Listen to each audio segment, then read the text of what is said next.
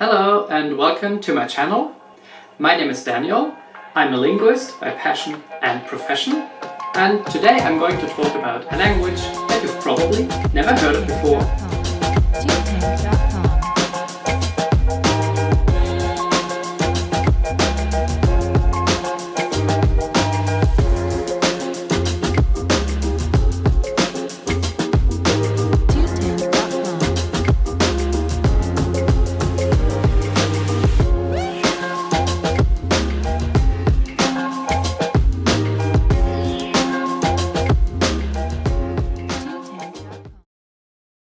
In the first lesson we talked about pronouns. In this lesson I'm going to introduce Wagiman nouns and cases. First, have a look at 5 very common nouns in Wagiman. Lagiban is the word for an Aboriginal man, whereas Mamin is used for white people. 𝗟𝗲𝗵𝗵 normally means an Aboriginal woman, but it seems that you could also use it for any woman. 𝗴REN is the word for child. And of course, as we're in Australia, 𝗴REN is an important word, meaning snake. In the first lesson, I introduced the Wagiman pronouns. In this example, we combine the pronoun 𝗟𝗏𝗏 and the noun 𝗟𝗲𝗵𝗵 to form a very simple sentence. 𝗟𝗏𝗏 𝗟𝗲𝗵𝗵 𝗟𝗏. I am a woman. Or we can ask a question, for example, 𝗟𝗏𝗏 𝗵𝗏 𝗟𝗏, is that or is there a white man? We learned 𝗟𝗏 as the third person singular pronoun. However, it actually is a demonstrative pronoun meaning that or there. So 𝗟𝗏𝗏 𝗵𝗏 𝗟𝗏 can mean is that a white man, is he a white man, or is there a white man? And in this example we use Lagiban again. 𝗵𝗺𝗺 Lagiban 𝗟𝗏 𝗟𝗏. Who is that Aboriginal man? 𝗵𝗵𝗺 Lagiban 𝗟𝗏 𝗟𝗏. So far, all the sentences we've had were very simple. This example is a bit more complicated because it involves an active verb. However, still, the nouns don't change. 𝗄REN 𝗟𝗏 𝗟𝗏𝗏, that snake is sleeping. As you can see, the noun still stays the same. There's no prefix or affix or any change in the noun. It is still 𝗄REN, the snake. Here's another example like that. 𝗟𝗲𝗵𝗵 𝗪𝗏 𝗪𝗏𝗏. This woman is running. 𝗟𝗲𝗵𝗵 𝗪𝗏 𝗪𝗏𝗏. As you can see, there is no prefix or suffix on the woman. It is simply the base form 𝗟𝗲𝗵𝗵. As you can see in this example, this is an intransitive clause. Intransitive clauses are those where there is only a single subject acting. For example, there's only a woman running. There's no object involved. So you cannot say something like, this woman is running me, or this woman is running the man. That doesn't make any sense. So running, or here in Wagiman 𝗪𝗏𝗏 is an intransitive verb. You can only have one subject. In such sentences, the nouns don't change. They stay in the base form. Now in this example, we have a subject and an object. So the man is the subject and the woman is the object. The man sees the woman. When you look at the Wagiman sentence, you will see that something has changed. Lagiban 𝗟𝗏𝗵𝗵 𝗟𝗏𝗏. Here the subject receives a suffix, 𝗨. It is important that you use the suffix 𝗨 to mark the subject in Wagiman, because Wagiman has something that we could call free word order or flexible word order. So you don't always start with the subject, and then there's the object, and then there's the verb. You can also change the word order. For example, this sentence, 𝗟𝗲𝗵𝗵 𝗨𝗏𝗏 𝗟𝗏𝗏, means exactly the same as the previous one. But you know that the subject here is still the man, because it has the suffix 𝗨. And we can even put the verb to the beginning. This would be very confusing in English. 𝗟𝗏𝗏 𝗟𝗏𝗵𝗵 𝗨𝗏𝗏 𝗨. Because you start with a verb, then it's the object, and then the subject. How do we know that Lagiban here is the subject? We know it because of the suffix 𝗨. Now look at these examples again. Lagiban 𝗟𝗏𝗏 There's no suffix, it means the man is sleeping. This is an intransitive clause. Only the subject is acting, there's no object. The next sentence has 𝗟𝗲𝗿 𝗂𝗏. The woman is running. As you can see, there's no marker on 𝗟𝗲𝗿. It's the person acting, but in an intransitive clause. Once you introduce an object to the sentence, you need to mark the subject. In the third example, we see 𝗲. Also in the fourth example, we have 𝗲. 𝗲𝗏𝗿 𝗟𝗲𝗿 𝗂𝗏. The man sees the woman. We know that it's the man seeing because it has the suffix 𝗲. 𝗟𝗲𝗿 𝗟𝗏𝗿. We know that it's the woman following the man because the woman has the suffix 𝗲. Now we want to use some other nouns. For example, 𝗲𝗿, the child, and 𝗄𝗏, the snake. Here in this example, 𝗴𝗿𝗺𝗏 means the child hit the snake. We can see that the child is the one acting, that's why it receives the suffix 𝗲. 𝗄𝗏 is the object, the snake, and it doesn't receive any marker. We can turn this sentence around and say that the snake bit the child. Now it's the snake acting. 𝗄𝗏𝗺𝗿. The snake bit the child. In these examples, you can see that the final n or in is optional. In fact, a lot of nouns in Wagiman end in vowel plus n. You can also see that in 𝗲𝗏𝗿, 𝗟𝗲𝗿𝗿. A lot of nouns have an, un, in, en at the end. This is actually an old suffix that marks what we could call the base form. And in some examples, this is dropped. So you can hear either 𝗴𝗺𝗺 or 𝗴RNY. I have older recordings with 𝗄𝗺𝗺 and the newer recordings have 𝗄𝗺𝗺. So whichever you use, both are fine. However, it is important to still use the suffix 𝗲. Now what is the suffix 𝗲? Linguists call this an ergative case marker. The ergative marks the subject of a transitive clause. So whenever you have a subject and an object in any sentence, you need to mark the subject with 𝗲. The direct object itself is not marked. If there is no marker, we call this a zero suffix. And this zero suffix is an absolutive case marker. So linguists would say that Wagiman is an ergative absolutive language. It works a bit differently from the case systems you know from Europe, for example German and Russian. In German and Russian, for example, there are cases for the subject and the object, but they are called nominative and accusative. The nominative is normally the unmarked case that is also used for the subject in a transitive clause.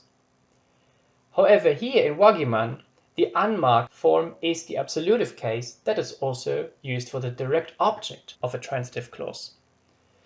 So the case system in Wagiman is a bit different, but it's not very difficult to understand it. Basically, you always mark the subject in a transitive clause when there is a direct object, and you don't mark the direct object itself. These two cases are called grammatical cases because they tell you which function a noun has in a sentence. So the 𝗲 tells you this is the subject, and the zero suffix tells you it's the direct object.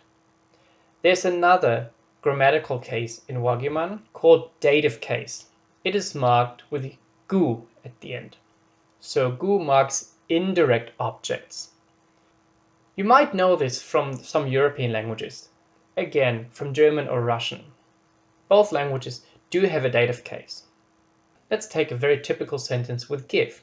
If I say in English, I give you the book, then I is the subject, you is the indirect object, and the book is the direct object. Basically, you can leave out you. You can say, I give the book. But you cannot leave out the direct object. It's very weird to say, I give you. That doesn't make much sense. So the direct object is normally what is required by the verb. Some verbs like sleep, sit, and run only require the subject. I sleep, I sit, I run. Some verbs like see and know require an object. I know you. I see you. And some verbs also permit indirect objects. For example, I give him the book, or I give the book to him. I cook him a good meal. I cook a good meal for him. That would be the dative case. So in Wagiman, if you had something like I give the book to the man, you would mark I with the ergative because it's the subject. You would mark the book with the absolutive case, so no marking because it's the direct object. And the man or to the man would be marked with gu, the dative case, because it's the indirect object. I will give some more examples to illustrate this. In English, if you say, the child stepped on the snake, we only know that it's the child stepping because of the position in the sentence. If I use the snake at the beginning, the snake stepped on the child, then the meaning would change completely. However, in Wagiman, the word order doesn't matter. What's important here is the marking on each noun. 𝗴𝗺𝗵𝗺 gurin nendi. 𝗴𝗺𝗵𝗺 is marked with yi, so it's the subject. Gurin is not marked, so it's the object. And nendi is the verb. If we want to say something where the snake acts, like here, the snake bit the child, then we need to mark the snake as the subject. Gurini waren badina. Okay, and now we can introduce a third participant. So now we have three participants: the woman, the beef, and the man. How do they interact with each other? We can say in English, the woman roasts beef for the man. In Wagiman, what you would say is 𝗟𝗵𝗵𝗶 𝗵𝗵𝗵𝗂 𝗵𝗆𝗵𝗂. The woman is marked as the subject with yi. The beef as the direct object is not marked.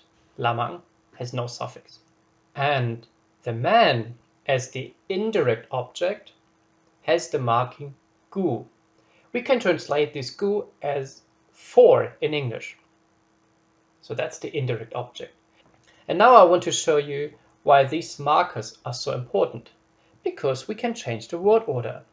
Look at this example. It still means the same, but the word order is totally different.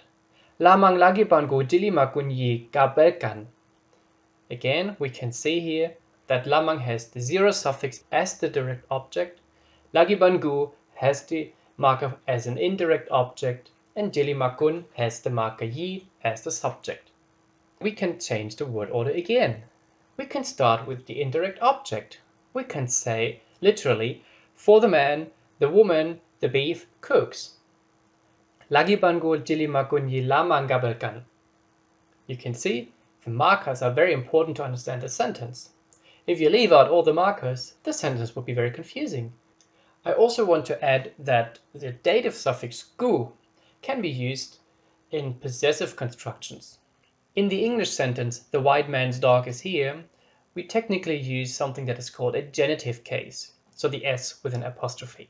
In the Wagiman language, you use the dative case in such constructions. So, lamara mamingu maangayu. The dog of the man is here, or the dog for the man, or something like that. However, we will talk about possession a bit later, and this does not work for my and your. It only works when you have two nouns, like the white man and the dog. Then you combine them with gu. So those were the grammatical cases. Wagiman also has a range of other cases. You can see the list here. These would be called semantic cases. They are normally not used in order to understand which function a noun has in the sentence, but it's more to introduce peripheral arguments. Peripheral arguments are those where you have location or time or people who act in the sentence but are not required by the verb itself. We will see examples soon. The first of these is lying. Lying is the general locative case, which could be translated as in or at in English. I will give you an example here with lying. 𝗟𝗲𝗵𝗵 𝗴𝗵𝗺. What does that mean? The man is marked with the ergative marker, 𝗟𝗲𝗵𝗵. 𝗟𝗵𝗺 is the object, it has no marker. 𝗴 has the suffix lying, which tells you it's the location of water. So what is the location of water? Of course it is in the water. Technically it could also mean at the water, on the water. However, in this translation it makes more sense to say in the water.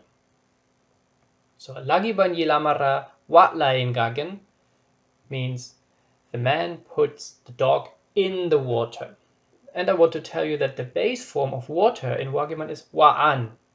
And again we have a vowel plus n at the end that is deleted here.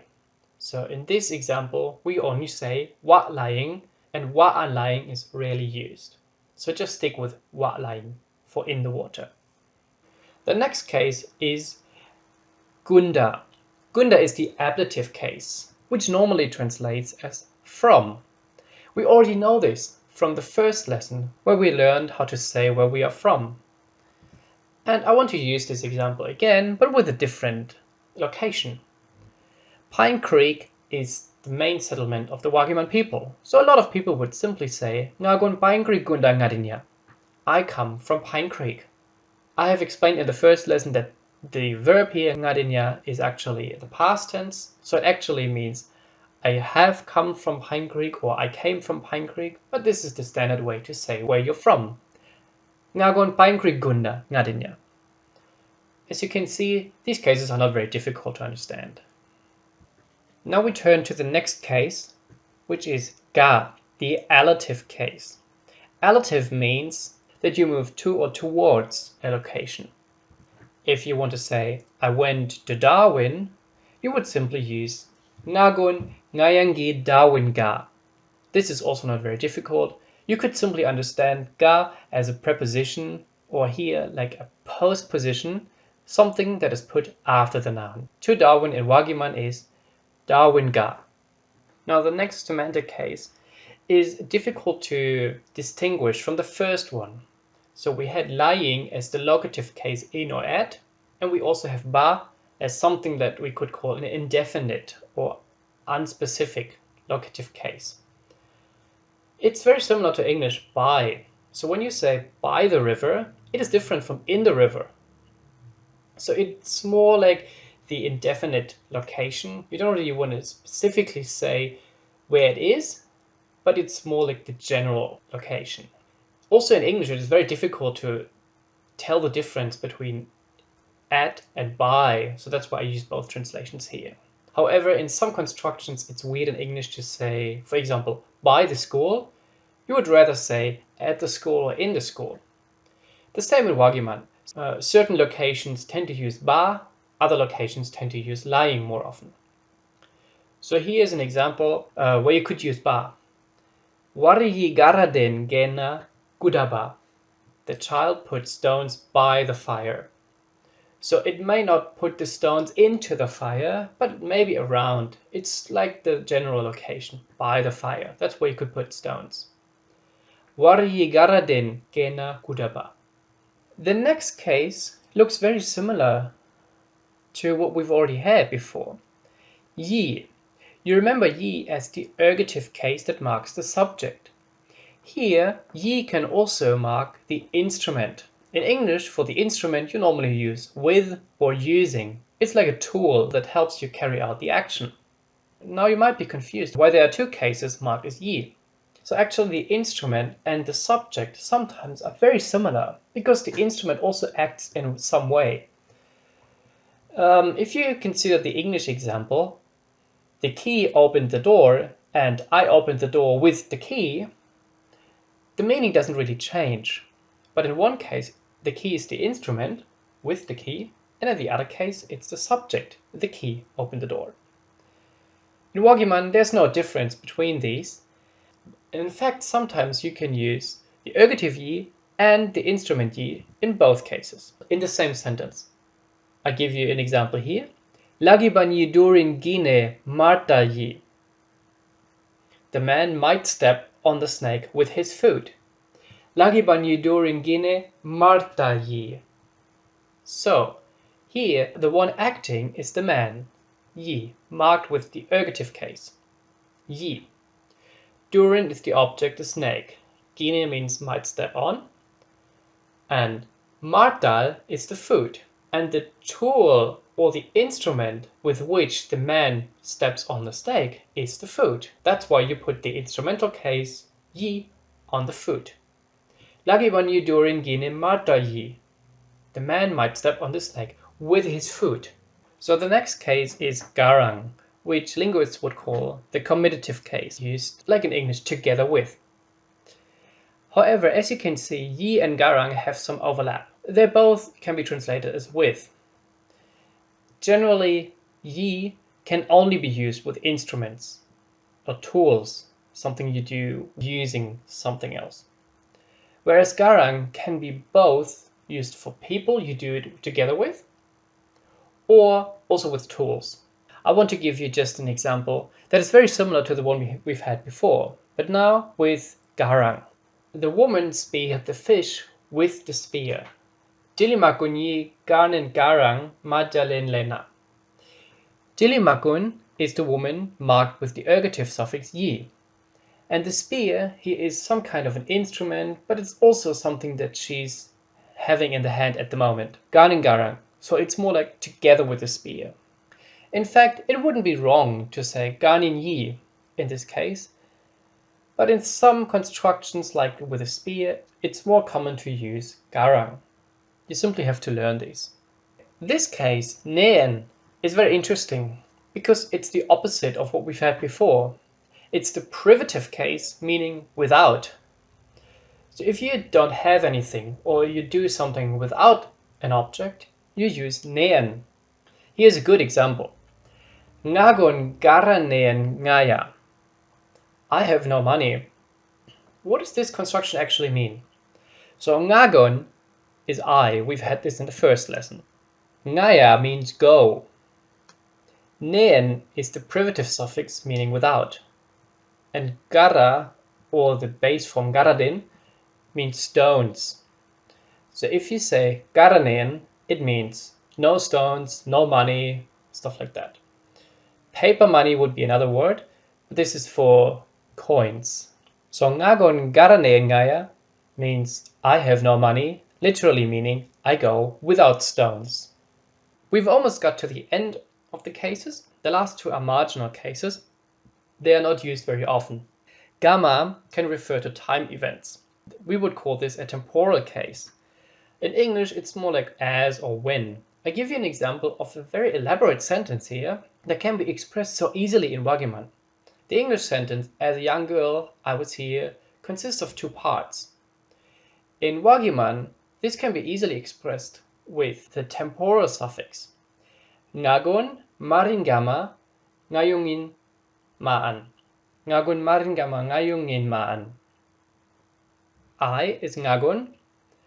Marin is the young girl. Gama means as a young girl, when I was a young girl. Ngayungin means I was, and maan is here.